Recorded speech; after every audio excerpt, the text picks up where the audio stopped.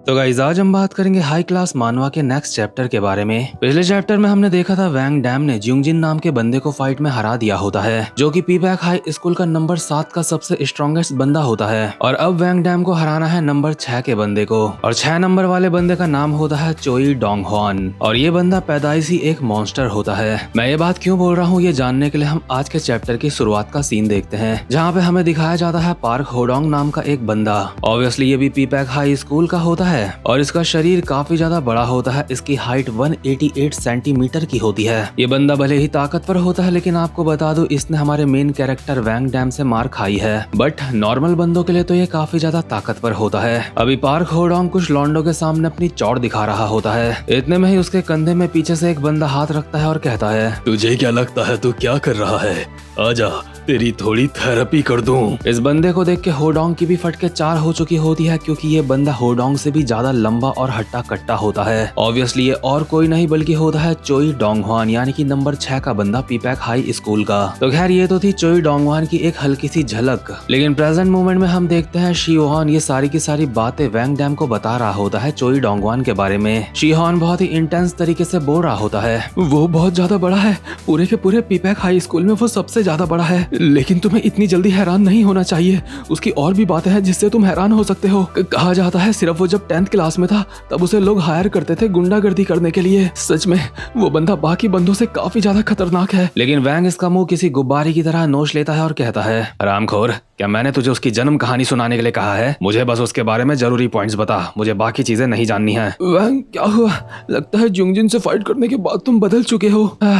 ठीक है, बताता हूँ और बातें बताता हूँ उसके बारे में। दरअसल वो फाइट करने के लिए रेसलिंग टेक्निक्स का इस्तेमाल करता है। क्या वो रेसलिंग टेक्निक्स का इस्तेमाल करता है? हाँ, भले ही अभी वो उस लेवल पे है कि वो जो टीवी में देखता है उसको कॉपी करने की कोशिश करता है, लेकिन ध्यान देने वाली बात है उसका पहाड़ जैसा शरीर। भले ही अभी वो प्रो लेवल का बंदा नहीं है, लेकिन वो फिर भी काफी ज्यादा खतरनाक है। वो सब छोड़, मुझे उसकी कमजोरियों के बारे में बता। अगर फिजिकल कमजोरियों की बात करी जाए तो मुझे नहीं लगता उसकी कोई कमजोरी है, लेकिन अगर फिर भी तुम्हें उसकी कोई कमजोरी बतानी ही है तो मुझे लगता है वो लड़कियों के लिए काफी ज्यादा पागल है। वैंग को लगता है ये मजाक कर रहा है, इसलिए इसका मुंह दोबारा से नोच लेता है और ये कहता है, वैंग रुक जाओ, मैं सच में मजाक नहीं कर रहा हूँ। एक स्टोर में काम करने वाली लड़की ने उसको रिजेक्ट कर दिया था। उसके बाद वो 3 दिन तक रोता रहा था। उसके पास तो उस लड़की का नंबर भी नहीं था, लेकिन उसके बावजूद भी वो उस लड़की के लिए रो रहा था। अच्छा, तो उसकी और कोई खासियत है क्या? मैं उसके बारे में कुछ ऐसी जानकारी जानना चाहता हूँ जो ज्यूंगजिन के बारे में तूने मुझे बताई थी। दरअसल ज्यूंगजिन के बारे में वैंग डैम जिस जानकारी की बात कर रहा होता है वो ये होती है कि शीहोन ने वैंग डैम को पहले ही बता दिया था कि ज्यूंगजिन ने अपने जिन सीनियर्स को मारा था बहुत ही बुरी तरीके से, जिस वजह से उसका नाम खराब हो गया था। असल में ज्यूंगजिन ने वो सब कुछ अपने सेल्फ डिफेंस में करा था। असल में ज्यूंगजिन ऐसा बंदा नहीं है जो बिना बात के किसी को ऐसे मारे। साथ ही साथ में ज्यूंगजिन के साथ जूडो के मैच में चीटिंग भी हुई थी, जिस वजह से वो हार गया था। और शीहोन की इन बातों से वैंग डैम को पता चला था कि ज्यूंगजिन असल में कोई बुरा बंदा नहीं है। शीहोन डोंगह्वान के बारे में भी ऐसी कोई जानकारी देखने की कोशिश कर रहा होता है, लेकिन उसके बारे में ऐसी कोई जानकारी नहीं होती। इसीलिए वैंग डैम कहता है, इसका मतलब वो 6 नंबर का बंदा एक छटा हुआ बदमाश है।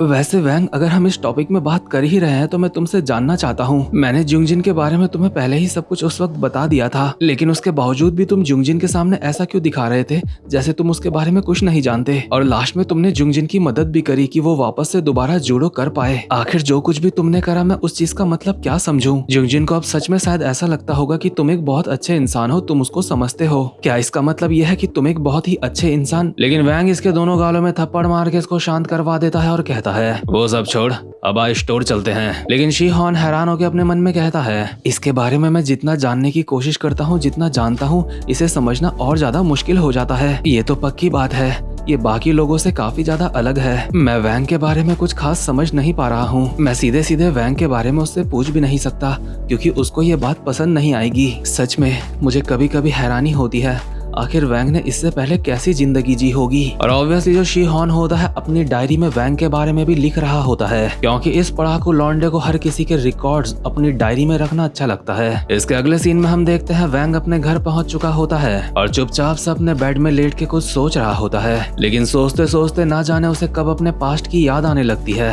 हम वैंग के पास्ट का एक खतरनाक सा सीन देखते हैं जहाँ पे उसकी मदर उसके पास बैठी होती है और कहती है, क्या हुआ बेटा, तुमने ऐसा मुंह क्यों बना रखा है? क्या तुम इसलिए ऐसे उदास हो क्योंकि तुम अपने स्कूल का आर्ट कंपटीशन नहीं जीत पाए। लेकिन कोई बात नहीं बेटा, मॉम को फिर भी ऐसा लगता है कि तुमने काफी अच्छी आर्ट बनाई थी। लेकिन मॉम, इससे क्या फर्क पड़ता है, ऐसा सिर्फ आप ही सोचते हो बस। आखिर इन बातों का क्या फायदा, मैं कंपटीशन नहीं जीत पाया। मेरी क्लास का ये आखिरी कंपटीशन था जो मैं नहीं जीत पाया। नहीं बेटा, मैं तुम्हें सिर्फ खुश करने के लिए ये बात नहीं बोल रही हूँ। मैं ये बात मानती हूँ तुमने आर्ट कंपटीशन में जो पेड़ बनाया था बहुत ही बेकार बनाया था। ये बात सुन के वैंग गुस्सा हो जाता है और अपनी मॉम के ऊपर चिल्लाने लगता है। लेकिन उसकी प्यारी सी मॉम स्माइल करते हुए उसको कहती है, मैं मजाक कर रही थी बेटा, ऐसे नाराज मत हो। लेकिन मैं ये हमेशा उम्मीद करती हूँ कि मेरे बेटे को इस चीज का एहसास हो। भले ही तुम चीजों को अभी सीधे तरीके से नहीं देख पा रहे हो, लेकिन मौका एक ऐसी चीज होती है जो तुम्हारे आसपास हमेशा होता है। इसलिए तुम्हें बहुत ज्यादा जल्दी नहीं करनी चाहिए और परेशान नहीं होना चाहिए। अगर तुम शांत रहोगे तो तुम्हारे आसपास जो मौके होंगे तुम कभी ना कभी उन मौकों को पकड़ लोगे। मेरे बच्चे, क्या तुम मेरी बात समझ पा रहे हो? छोटा वैंग दोबारा से अपने बेड में लेट जाता है और कहता है, लेकिन मॉम, अगर मैं अगली बार भी कंपटीशन नहीं जीता तो आपको भी ये बात अच्छी नहीं लगेगी। मॉम, मैं आपसे नफरत करता हूँ। आपको भी ये बात अच्छी नहीं लगेगी कि मैं कंपटीशन हार जाऊंगा दोबारा से। अभी वैंग की मॉम उसको समझाने ही वाली होती है कि बेटा ऐसा कुछ नहीं है, मैं हमेशा तुम्हारे साथ रहूंगी। बट इतने में ही इनके दरवाजे की घंटी बजती है और इसीलिए मैंने शुरुआत में कहा था ये एक बहुत ही खतरनाक याद है वैंग की, क्योंकि अब जो होने वाला है वो काफी खतरनाक है। दरवाजे की घंटी बजते ही वैंग की मदर कहती है, क्या इस वक्त बाहर कौन है?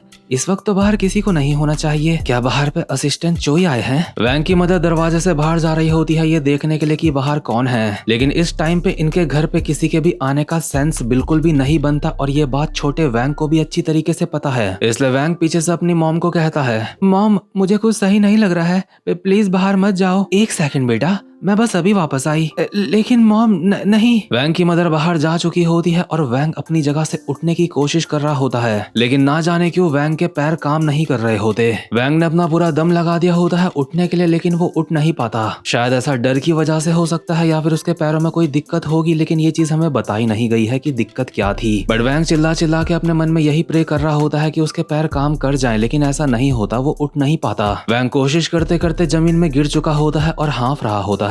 और इसके बाद वो होता है जिस चीज का वैंग को सबसे ज्यादा डर था। वैंग देखता है उसकी मदर की बॉडी उसके सामने पड़ी है और उसकी मदर अपनी आखिरी सांसें ले रही होती है और अपनी आखिरी सांस पे भी अपने बेटे को पुकारने की कोशिश कर रही होती है, जो कि उसका सिर्फ आधा ही नाम ले पाती है। साथ ही में हमें कुछ ब्लरी से पास्ट सीन भी दिखाए जाते हैं जहाँ पे वैंग की मदर को कोई चिल्ला के बोल रहा होता है, जल्दी यहाँ से जाओ, यहाँ से निकलो। और वैंग का फादर वैंग को बोल रहा होता है, बेटा अपना ध्यान रखना। ये सारी बातें याद करते हुए और अपनी मदर को जमीन में पड़ा हुआ देख के एक तरीके से इस बच्चे की आंख से खून के आंसू आ रहे होते हैं। मतलब आंसू खून के तो नहीं होते, लेकिन उससे कम भी नहीं होते। और छोटा वैंग देखता है कि अब भी उसके दरवाजे के बाहर कोई खड़ा है जो उसे देख रहा है। छोटा वैंग अपने मन में चिल्ला के बोल रहा होता है, क्यों, आखिर क्यों, आखिर सिर्फ मैं ही जिंदा क्यों बचा? और अपनी इन्हीं डरावनी यादों के साथ में वैंग प्रेजेंट मोमेंट में अपनी जगह से उठ जाता है और देखता है कि सच में उसके दरवाजे के बाहर कोई आ रखा है। वैंग अचानक से दरवाजा खोलता है तो देखता है यहाँ पे कैंग याना नाम की लड़की है।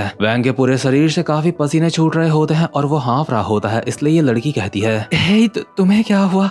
तुमने ही तो कहा था कि इस टाइम पे तुम्हें पढ़ाने के लिए आना है। मैं बहुत देर से दरवाजा खटखटा रही थी, लेकिन तुम जवाब नहीं दे रहे थे कुछ। और तुम्हें इतना ज्यादा पसीना क्यों आ रहा है? आखिर तुम अंदर क्या कर रहे थे? इस लड़की को लगता है शायद ये किसी तरीके की हैंड प्रैक्टिस कर रहा था। मतलब समझ जाओ, अब ज्यादा क्या बताऊं तुम्हें। इसीलिए लड़की काफी ज्यादा हैरान हो जाती है और हकलाते हुए कहती है, सॉरी, मुझे माफ कर दो, तुम जो कर रहे थे कर लो, मैं बाद में आती हूँ। और ये लड़की दरवाजा बंद करके यहाँ से जाने लगती है, लेकिन वैंग दरवाजा खोल के उसको चिल्ला के कहता है, अबे जैसा तू सोच रही है ऐसा कुछ भी नहीं है, मैं ऐसा कुछ नहीं कर रहा था। तुमने तो मुझे डरा दिया। कोई बात नहीं, तुम जो कर रहे थे कर लो, हम बाद में पढ़ लेंगे। अरे मैंने तुझे कहा ना मैं कुछ नहीं कर रहा था। लेकिन इसके बाद सीन शिफ्ट होता है और हम देखते हैं एक अंधेरी गली का सीन, जहाँ पे पीपैक हाई स्कूल का 8वें नंबर का बंदा युंगमिन पड़ा हुआ होता है जमीन में, और इसको जमीन में गिराया होता है दूसरे स्कूल के बंदों ने। अभी हम देखते हैं ईस्ट गैंगबक हाई स्कूल के एक बंदे को, जिसका नाम होता है ली युंग रॉक, और ये बंदा ईस्ट गैंगबक हाई का 2nd नंबर का स्ट्रॉन्गेस्ट बंदा होता है। दरअसल युंग रॉक मिलने तो यहाँ पे जो योहान से आया था, लेकिन योहान उसका कॉल नहीं उठा रहा होता, इसलिए उसकी जगह पे युंगमिन आया होता है। दरअसल ये दूसरे स्कूल के लोग जो योहान के साथ किसी तरीके से मिलकर काम किया करते थे और इन लोगों की नजर हमेशा पीपैक हाई स्कूल में भी रहती थी। लेकिन इन लोगों के मुताबिक अभी पीपैक हाई स्कूल की कंडीशन काफी ज्यादा खराब चल रही होती है, क्योंकि एक अलग ही लौंडा वहाँ पे आ चुका होता है, यानी कि वैंग डैम, और एक एक करके वहाँ के टॉप बंदों की तोड़ रहा होता है और इस चीज से इन्हें कुछ ना कुछ तो दिक्कत हो रही होती है। और यही सारी बातें बताने के लिए युंगरॉक कॉल करता है नंबर 1 के बंदे को अपने स्कूल के, जिसका नाम होता है डोंगचॉल। युंगरॉक डोंगचॉल को भी बताता है कि पीपैक हाई स्कूल में चीजें काफी ज्यादा खराब चल रही हैं और ऑब्वियसली डोंगचॉल को ये सारी चीजें बिल्कुल भी अच्छी नहीं लगती, क्योंकि पीपैक हाई स्कूल कहीं ना कहीं इन लोगों के अंडर में ही आता है। तो खैर वैंग डैम 6 नंबर वाले बंदे से तो जब लड़ेगा तब लड़ेगा, लेकिन एक और परेशानी उसके लिए खड़ी हो चुकी है। और इसी के साथ ये वाला चैप्टर भी यहीं पे खत्म होता है। और वीडियो को लाइक और चैनल को सब्सक्राइब जरूर से कर लेना। अब मैं मिलूंगा आपसे अपनी नेक्स्ट वीडियो में, तब तक के लिए गुड बाय।